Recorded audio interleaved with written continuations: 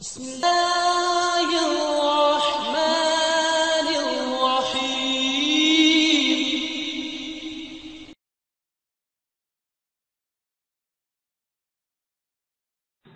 الحمد لله وكفى وسلام على عباده الذين اصطفى. پہلی رکعت میں سورہ یوسف علیہ السلام کے ایک حصہ کی تلاوت کی گئی. اسی حصہ میں یہ بات بھی تھی کہ یوسف علیہ السلام کو اس گھر کی خاتون نے جس کے گھر میں وہ بطور غلام زندگی بسر کر رہے تھے بدکاری کی دعوت. انہوں نے اس کے جواب میں جو انتہائی قیمتی بات فرمائی، اور وہ بات ایسی ہے اللہ بہتر جانے کہ اگر ساری دنیا کے سونے کے پانی سے اس بات کو لکھا جائے تو بات کی قیمت تو پہلے ہی زیادہ ہے، اس سونے کے پانی کی قیمت میں اضافہ ہو جائے. میں نے چاہا کہ اپنے لیے اور آپ کے لیے آج کے سبق میں وہی پیغام حق،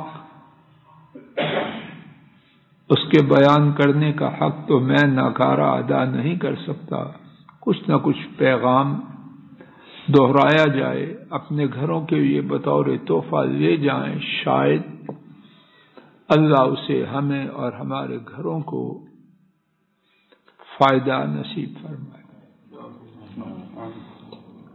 برائی کی دعوت کے جواب میں جبکہ وہاں تنہائی تھی، خلوت تھی، ایک نہیں کتنے دروازے اس بری خاتون نے بند کر رکھے تھے، سوائے اللہ کے کوئی تیسرا نہ تھا.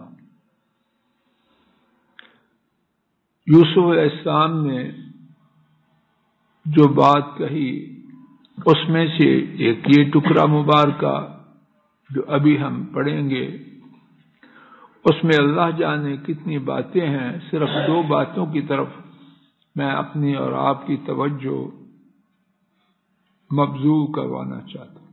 پہلی بات توجہ فرمائیے آیت شریفہ پر، انہ لا یفلح الظالمون. یقیناً بات یہ ہے اور یہ جو ہو ہے اس کو کہتے ہیں ضمیر الشان. پہلے یقیناً، اس کے بعد ضمیر الشان، اور ضمیر الشان کا مطلب یہ ہوتا ہے اے سننے والی، جو بات کہوں گا اس کی شان بہت زیادہ ہے، خوب توجہ سے سنو. پہلے یقیناً، پھر تنبیہ کرنے کے لیے کہ بات نہایت اہمیت والی ہے. کیا ہے بات؟ ظالم فلاح نہیں پاتے. فلاح نہ پانا، یہاں بات کن کی ہو رہی ہے؟ بدکاروں کی. اس نے بدکاری کی دعوت دی تو جواب سوال کی روشنی میں ہوتا ہے، اور اللہ کے انبیاء اپنے وقت میں انسانیت میں سب سے بڑے عقل مند ہوتے ہیں. تو سوال کے مطابق جواب ہے کہ جو جس بات کی مجھے دعوت دے رہی ہے وہ کیا ہے؟ وہ ظلم ہے. وہ ظلم ہے. یہ نہیں کہا انہ لا یفلح الظانون کہ زنا کرنے والے فلاح نہیں پاتے، یہ نہیں کہا، بلکہ کیا کہا؟ بولو. تو جس بات کی تو مجھے دعوت دے رہی ہے یہ ظالموں کی کرتوت ہے. سوال یہ ہے کہ اس میں ظلم کیا ہے؟ قاضی سلمان منصور پوری رحمہ اللہ، انہوں نے یہاں ظلم کی متعدد باتوں کو ذکر کیا ہے، اور بیان فرمایا وہ ساری باتیں بدکاری میں. کیسے؟ گنتے جائیے. نمبر 1، بدکار اپنی جان پر ظلم کرتا ہے. کیسے؟ اللہ تعالیٰ نے اس کو جو قوت، طاقت، توانائی عطا فرما رکھی ہے اس کو برباد کر رہا ہے. یہ چیز کیا ہے؟ اس کی اہمیت ان سے پوچھیے جو اس سے محروم ہیں. ہزاروں لاکھوں بلکہ جہاں تک ہو خرچ کرتے ہیں تاکہ یہ چیز آ جائے. قوت انسانی کوئی معمولی چیز ہے؟ تو یہ بندہ اپنی قوت کو ضائع کر رہا ہے اور اپنے اخلاق کو برباد کر رہا ہے، اپنی نیک نامی کو برباد کر رہا ہے، اپنی جان پر. کتنا بڑا ظلم. دوسری بات، یہ بندہ ظلم کر رہا ہے اس خاتون پر جس کے ساتھ وہ بدکاری کر رہا ہے. جب یہ بدکاری کرے گا تو وہ خاتون کسی اور کے منہ لگائے جانے کے قابل رہے گی، گر جائے گی. وقتی لذت، وقتی نشہ تو پورا ہوگا، اس کا بھی اس کا بھی، لیکن وہ کسی قابل رہے گی، گر جائے گی. یہاں تک کہ یہ بات معلوم ہے کہ بری عورتوں سے شادی کرنا چاہتے ہیں. نہیں، یہ بس یہیں تک ٹیشو تھا، استعمال ہوا، ختم ہوا. اب اس کی جگہ ٹوکری ہے، میرے بچوں کی ماں بننے کے یہ قابل ہے. وہ بدکار جو خود بدکاری کرتا ہے، اگر اس کی ہوش ٹھکانے رہ جائے تو اس کو اپنے بچوں کی ماں بنانا چاہتا ہے کہ میری بیٹیاں ایسے ہو. نمبر 3، اگر وہ بدکار عورت کسی بندے کی، کسی خاوند کی بیوی ہے تو اس خاوند پر ظلم ہے کہ نہیں؟ وہ سمجھتا ہے کہ میرے لیے اور یہ بدکار. اور اگر وہ دوشیزہ ہے تو جہاں جائے گی اس پر ظلم ہے کہ نہیں؟ وہ دوشیزہ لا رہا ہے اور یہ کچھ اور ہے. یہ اس کنبے پر ظلم ہے جس کی یہ لڑکی ہے. کنبے کی عزت مٹ جاتی ہے یا باقی رہتی ہے؟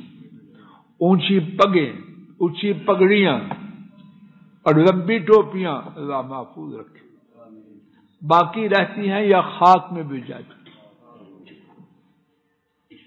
یہ اس بھائی کے لیے جس کی یہ بہن ہے نشان عزت ہے یا نشان ذلت؟ آج بھی لوگوں کے اتنے گندے ہونے کے باوجود بہت بڑی گالی کسی کی بہن کو یہ گالی دینا. مر جاتے ہیں لوگ دین سے دور بھی کہ اس نے میری بہن کے بارے میں یہ کہا.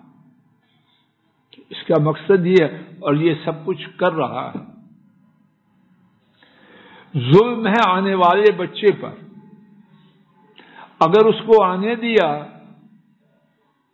تو ہمیشہ کے لیے اس پر ایک دھبا ہے کہ یہ ناجائز بچہ ہے، اور اگر مار دیا تو پھر اس پر ظلم ہے کہ ناحق مارا گیا.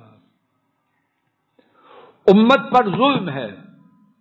جس امت میں یہ مرض آ جائے وہ بچتی ہے یا ختم ہوتی ہے. اپنے خاندان پر ظلم ہے. توجہ فرمائیے، علماء نے لکھا اور ٹھیک لکھا، بدکار اپنے گھر سے، اپنی جگہ سے بدکاری کی طرف جانے کے لیے راستہ بناتا ہے.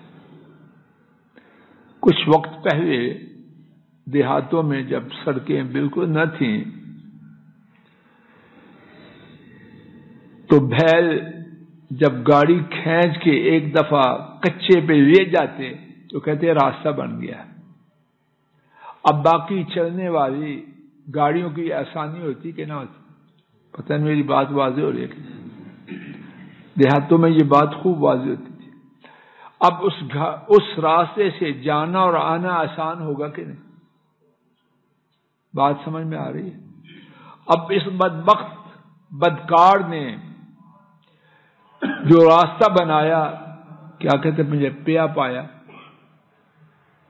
جو راستہ بنایا یہ 1 وے ہے، یہ 2 وے ہے. اس کو 2 وے ہونے سے کون روکے گا؟ اس لعنتی نے یہ گندا راستہ تو بنا دیا، اس راستے سے نکلا. اب جو گندا اس راستے سے اس کے اپنے گھر میں آنا چاہے گا. سڑک بنی ہوئی ہے کہ نہیں؟ راستہ نہ بنا ہو تو گاڑی کھینچ کے لانا مشکل ہے یا آسان ہے؟ اور جب راستہ بن جائے تو راستہ کس نے بنایا؟ اس لعنتی نے. تو یہ بدکار اپنے گھر کی طرف بدکاری کا راستہ خود بنا رہا ہے. ظلم ہی ظلم. دوسری بات، وقت ہو چکا، چاہیں تو آپ چاہیں تو وہ بھی کہہ دوں، وگرنہ پھر اللہ نے چاہا تو کسی وقت اسی آیت کریمہ کا دوسرا حصہ اس کے بارے میں بات عرض کی جائے گی.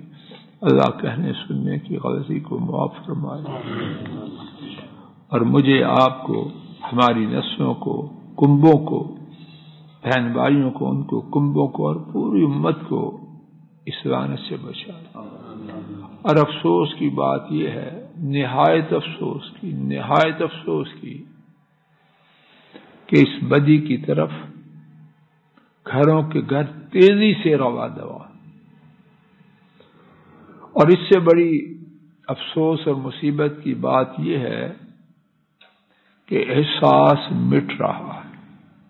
اللہ جانے آپ متفق ہیں کہ نہیں؟ احساس مٹ رہا ہے. دن رات انتہائی تیزی سے کنبوں کے کنبے اسی بدکاری کی طرف جا رہے، خوشنما رنگوں میں، خوشنما صورتوں میں، اور وہ اپنے خیال میں بڑے کچھ بنے پھرتے. اللہ بچاوے، اللہ بچاوے. اللہ ہماری آنکھیں حادثات ہونے سے پہلے کھول دے. بعد میں کھلیں تو پھر کیا ہوگا؟ سوائے رونے پیٹنے کے کچھ حاصل نہ ہوگا. اللہ ہمارے گھروں کو، امت کو اس برائی سے بچاوے. صلی اللہ تعالی علی خیر خلقہ وعلی آلہ واصحابہ واہل بیتہ واتباعہ الی یوم الدین. السلام علیکم ورحمۃ اللہ. یہ ڈاکٹر فضل الہی صاحب کا آفیشیل یوٹیوب چینل ہے. اس کو لائک، سبسکرائب اور شیئر کریں اور بیل آئیکن پریس کریں تاکہ نئے آنے والی ویڈیوز کا نوٹیفیکیشن آپ کو موصول ہو سکے. جزاکم اللہ خیر.